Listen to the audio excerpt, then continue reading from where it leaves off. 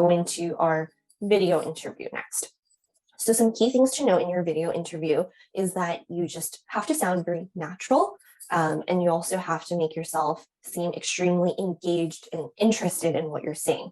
Because if you're not even excited about the content that you're delivering, how is the person on the receiving end who has no idea who you are able to get engaged within a matter of a quick minute or two? Because that's all the time that you have, right?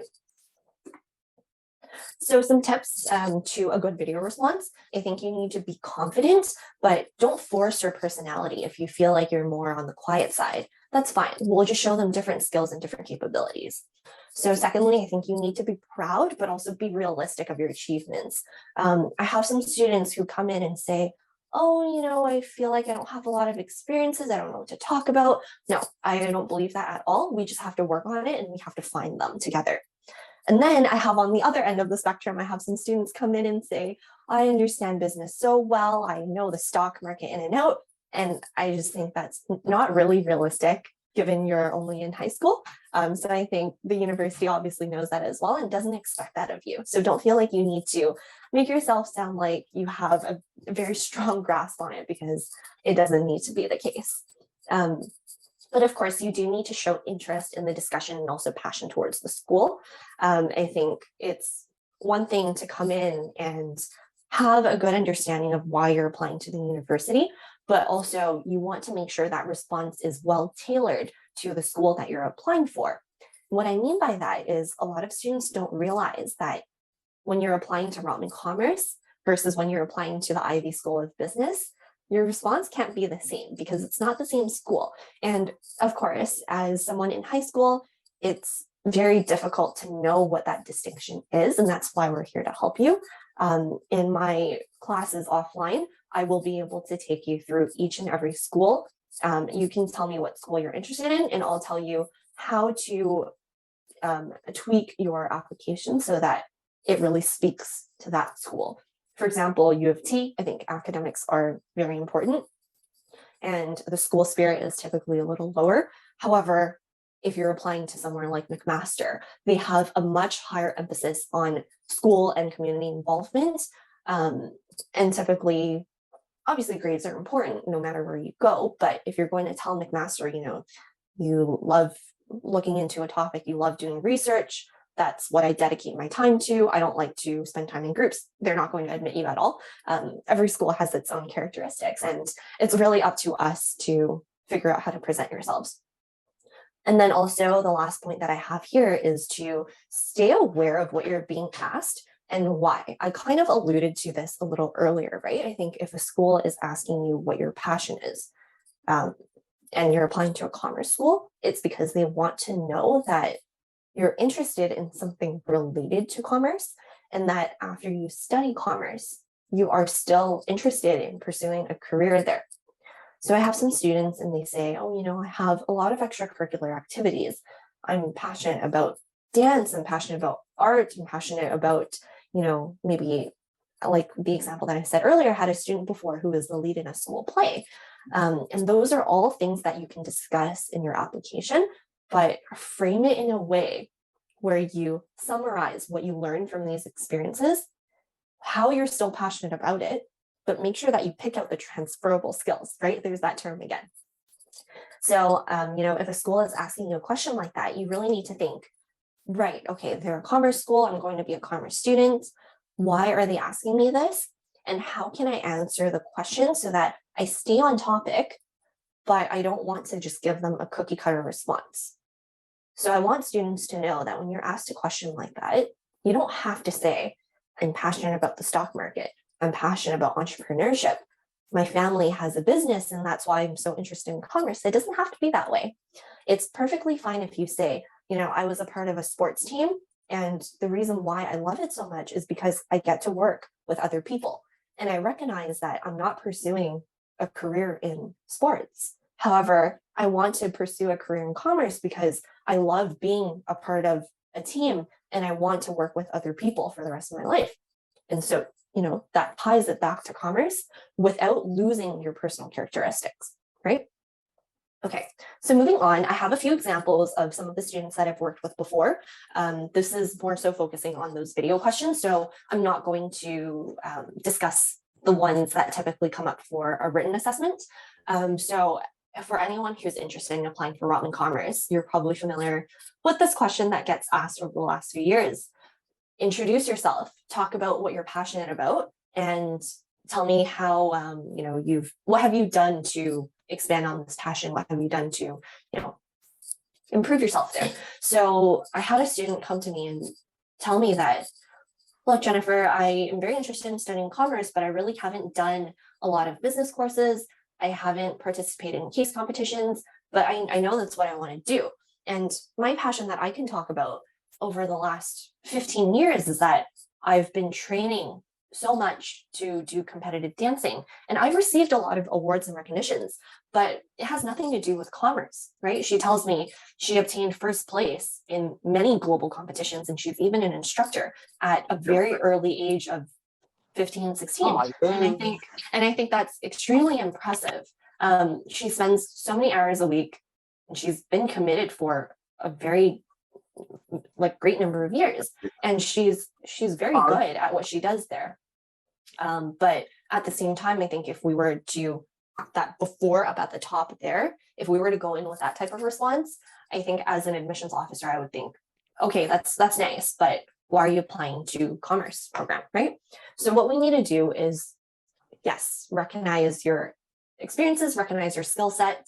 We need to showcase what you've been so good at over the last few years, but then we need to tie it back to how it's relevant, right? We need to stay on the topic. We need to think about, why is the school asking me this question? What do they want to hear, right? So on the bottom, that's after we've done a bit of work on this response. And if you read through it, I think everyone can agree that this is a lot more relevant, and it's so powerful. This is probably one of the students that I'm extremely proud of. Spoiler, she got into Rotman. She's doing great, 4.0 GPA. She's involved in a lot of things. She's very happy. But, in this response, I think a couple of things that we can really pick out is what you lead with. That opening sentence is very powerful. It's very important. It sets the tone for the rest of your response. So what we're going to say, instead of my greatest passion is dancing, is say, my greatest passion is filling my time with a great breadth of experiences. And what this means is, I'm going to be a good student, but I'm also going to do a lot of other things that's going to make your university proud, right? So then you go in and say, you've dedicated however many years. It really shows my time management skills, which is extremely important because any university program is not easy. You have to really manage your time well. And then so she talked about how she awarded in many areas while doing school exams and also working as a dance instructor. I think that's extremely impressive.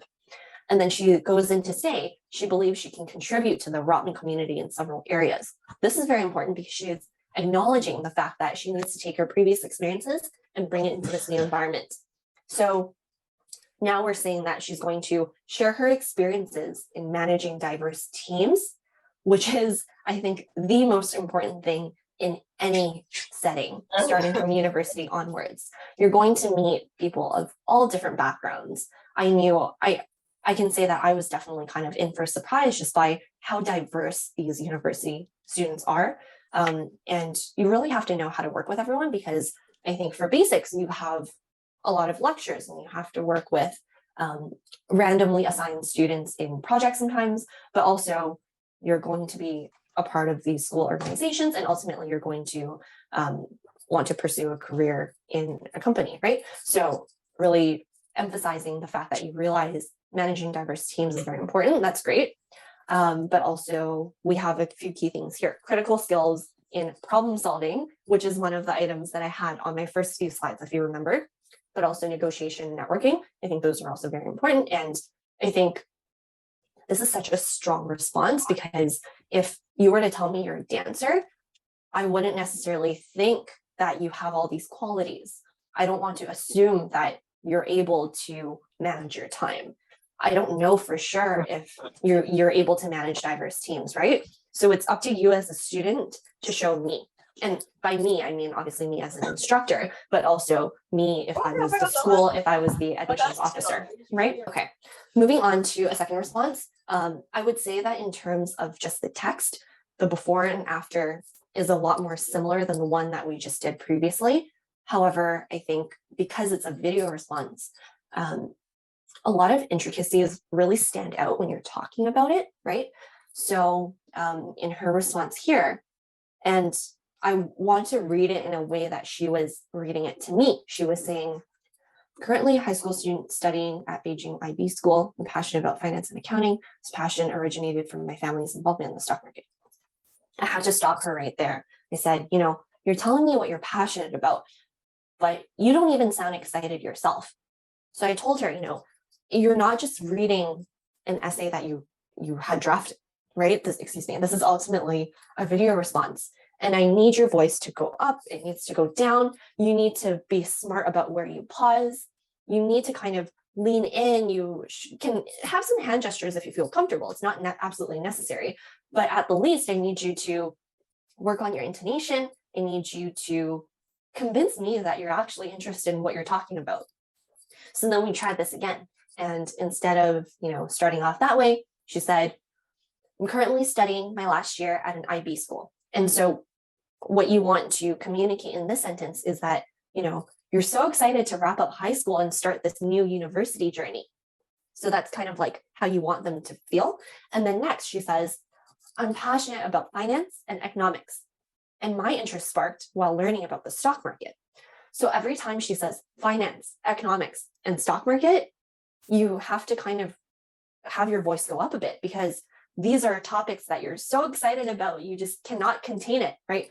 You have to, like, there's only so much time that you have in front of the camera. So you really need to convince the other person that you're actually passionate here. Otherwise, what's the point of answering the question, right? And then if you look closely, there are a few minor details that we changed here. So first, she said she's passionate about finance and accounting. I changed it to finance and economics. The reason for this is she's talking about the stock market. I think when you're referring to the stock market, accounting is a lot less relevant. If you say it that way, it kind of sounds like you don't know what you're talking about. You're just spitting out these random business-related terms in hopes of convincing the interview officer that you know what you're talking about. But like, don't worry about that, right? Like, you're just a grade 12 student at the end of the day. So it's very normal to have it not be so in depth. So I instead changed it to finance and economics, because the combination of those two things, that's actually what helps you assess the stock market. It's not really accounting. So yeah, so these tweaks are very minor, it seems, but it actually makes a huge difference, especially when you're presenting it out loud. I also had her just like repeat it to me a few times, and I had to, you know, maybe put one sentence after another instead, or maybe switch up a portion of the sentence and make it its own, just because when you're reading the response out loud, it sounds very different than it is in your head when you're just reading it off of the screen. How it flows, how you speak, the smoothness is very important. So it seems like it's minor tweaks to the eye, but it's actually, it makes a huge difference when you're actually speaking. Okay.